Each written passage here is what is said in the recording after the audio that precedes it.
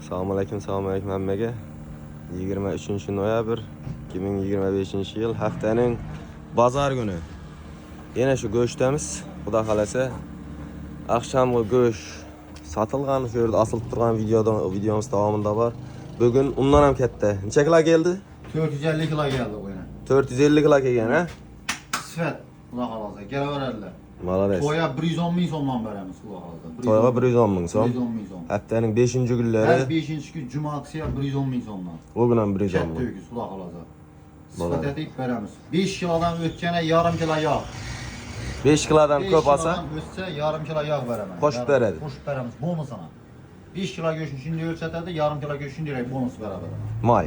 May, Xudo xolasa. Malades. Ana shu gap ekranda telefon nomer. Yomon emas, elda bo'lgani yaxshi.